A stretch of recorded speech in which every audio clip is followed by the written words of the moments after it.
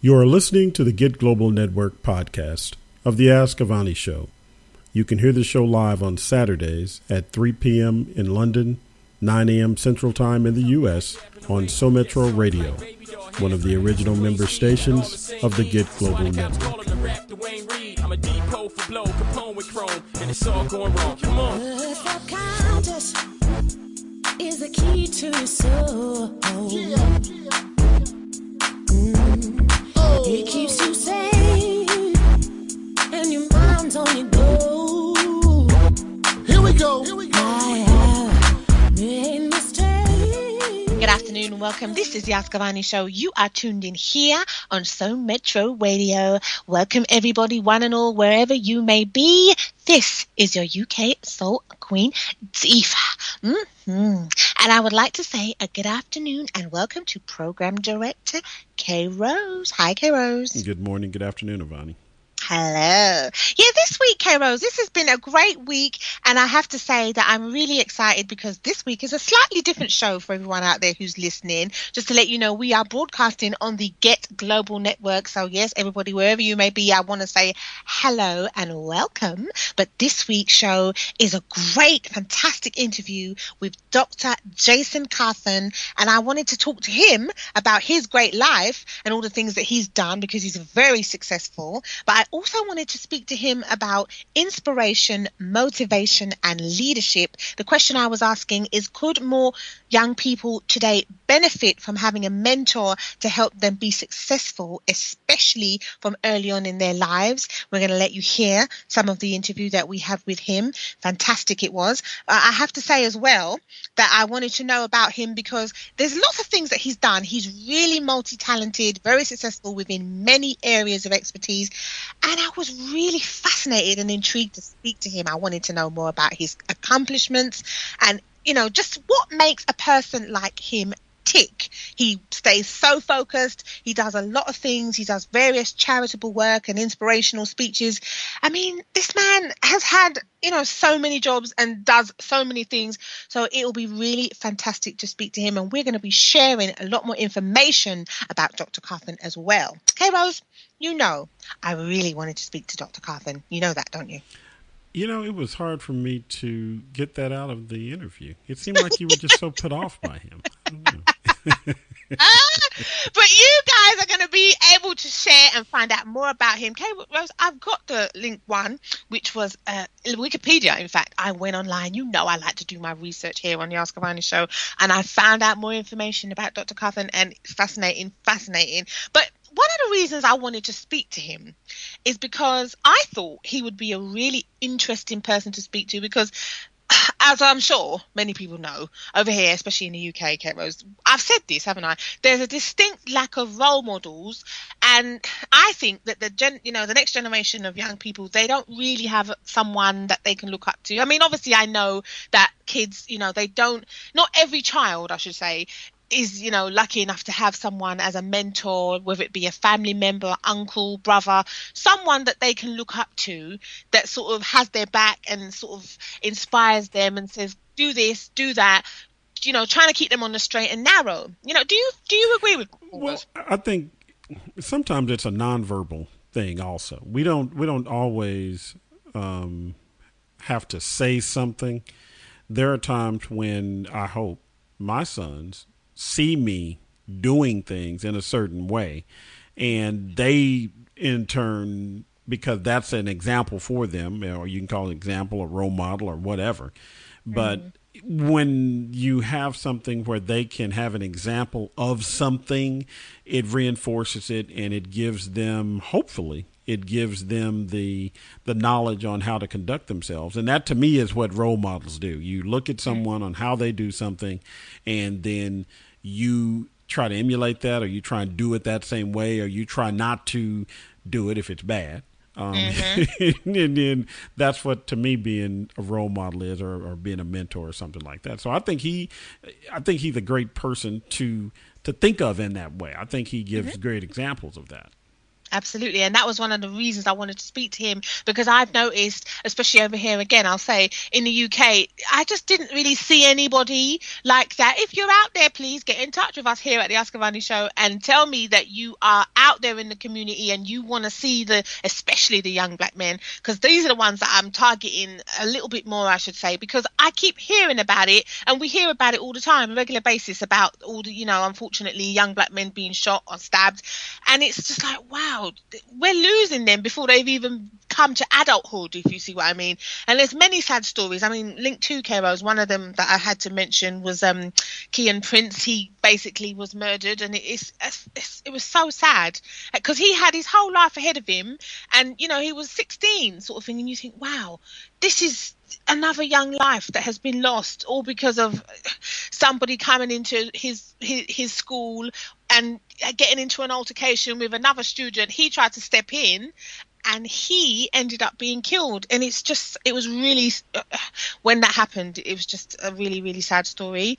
And I just thought, wow, these are the types of things that we're trying to stop happening more, because it seems to escalate. And I just thought, wow, it's really bad. His dad, Mark Prince, basically became a high-profile campaigner and spokesman against knife and gun crime over here in the UK. And I just thought, this is the type of people that we need to see more of, in terms of trying to inspire young, especially black men, to not to go down that path of crime or carrying a gun, carrying a knife. I'm hoping that when they hear Dr. Carthen and some of the things that he went through in his life, and then look at how much of a success he has become today, it's going to make them think, okay, I can achieve my dream, whatever it might be. I can do this, and I'm not going to be swayed by following somebody to go and do something, and then that could change my life for the worse. I'm hoping that this is going to be one of many things that can help them to see that, yes, there is a better life out there for them, kind of thing. It's just, I'm really saddened to hear about those types of things, because I want to ask, why does it seem to be happening so much? It keeps happening, and we see it so much on the news every other day.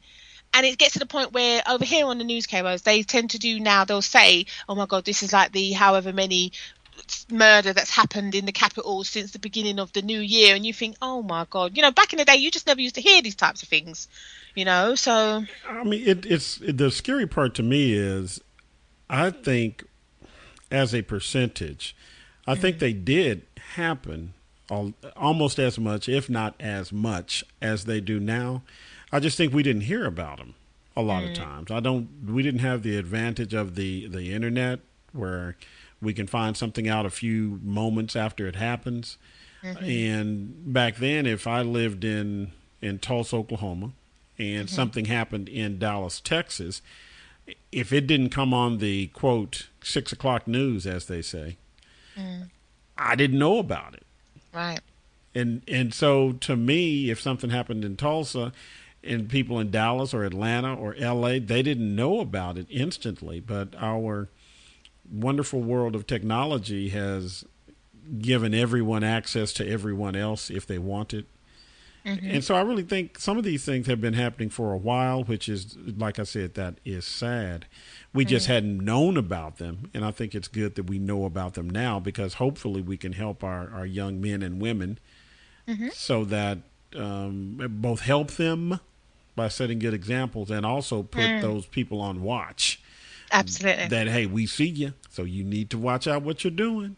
Yeah, I mean, I just wasn't sure, because I was wondering, is it a case that a lot of these young people, they're being failed in the education system, and then they struggle to find a way, because, when you've been failed, you obviously, there's less opportunities available to you, and then it becomes like a cycle, isn't it? Or is it like the combination? You get the failure in the education system, you get the failure of lack of opportunity because you haven't had a good education, and if you do manage to get a good education, there's still other obstacles that are almost, they're in your way. And then if you didn't have an inspirational, and a successful role model that you could look up to, then it's like, what can you do? You suddenly think, well, there's no one that's there for me. What do I do? And then they're more drawn to that way of life where they could end up in trouble because there's nothing else for them, is there? And they don't feel that they can be success. Well, and I heard something interesting yesterday, and exactly along the lines of what you're saying. They're going to be drawn toward what they see as examples of success. And that means they can be drawn toward criminal things that they consider to be successful because of what they see monetarily from that criminal enterprise. If they see people in their neighborhoods that are driving in nice cars and have great clothes and are smelling good and got stacks and stacks on stacks, that's the example of how to do it to them, unless they get someone like an Avani or like a K Rose or like a Dr. Carthen, who are entrepreneurs, even though it's not going to be as fast, which is the other part of being young. Yeah. Even though it's not as fast, it's more secure to do things the way that we are doing it.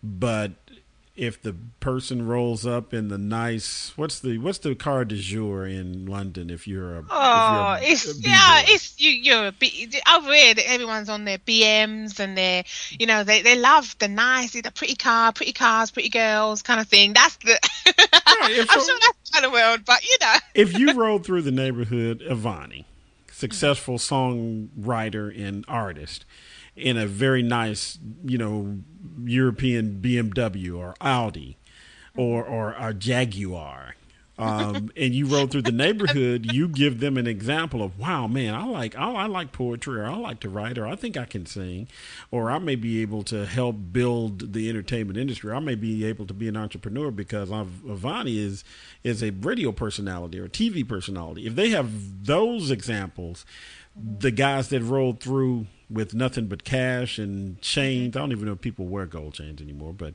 yeah, they do. They do. But if they see them as successful, if they see both of you, they have the decision to make. Okay, which one is safer for me? And even though I have to work hard, if I can work hard and live, I think I may want to go the way that K Rose is going, as opposed to, I can still work hard and make a whole lot of money when I'm 16 or 17, but I may be in jail and can't spend it. There you go. That's not a good thing to aspire to out there. So please, we are hoping that this interview with Dr. Carthen will let you know that if whatever adversity you may have faced as a teenager, as a child, you can turn your life around. You can be a success no matter what it is you want to do. Because I was so touched the other day, K-Rose, I must tell you, when somebody said to me, I would love to be able to talk more about what you're doing, because I think that you will inspire someone else who may want to do what you do. And I'd never looked at it like that, because I was just so busy doing and enjoying what I do. Obviously I worked hard to get to that point, but it was amazing that someone had actually looked at me and said, you're inspiring other people. I was just so touched by that, and I thought, it's fantastic. And I was already planning on doing this show, but it just really made me know, okay, no, you're on the right track with the thought process that you had to say that you wanted to reach out to the community and the young teenagers that are coming up now, and to say to them, you can do whatever it is you want to do, and don't let anyone push you off the path, and don't let anybody say to you that you can't. Because I had people say that to me, Kate Rose. I had people say to me, no, nobody wants you. You need to move abroad. You don't belong. I've been hearing that at various different stages of my life for most of my life. And if I had listened to them, I wouldn't be doing half the stuff that I've done. Well, it's hard to listen when you're busy doing. Yeah. And that's something that it's comical to me. The people that can comment on what I need to be doing are normally not really doing that much themselves.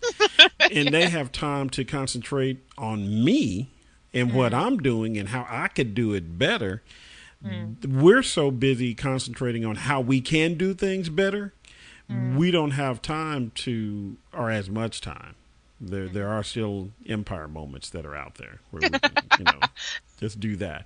But we don't have time to think about other than just doing it and trying to make it work, and not letting people stop us which is really what it is. They'd rather pull us in the water and both of us drown instead of encouraging us to get the life jackets. Go and throw them. No, I'm going to pull you in. No, I'm taking you with me. Don't get the life jackets. I'm not doing that. I'm looking for the life jackets, or I'm trying to save you, but I'm not letting you pull me in. I'm just telling everybody that now. Sorry. Yep. There's always someone out there that's going to be telling you, no, don't do this, don't do that. Because the saying is, people don't like to see someone else doing what they consider better than them. But if you are that person's friend or that person's family member, you should, if you care about them genuinely, want to see them do well. Because if they do well and you're their family,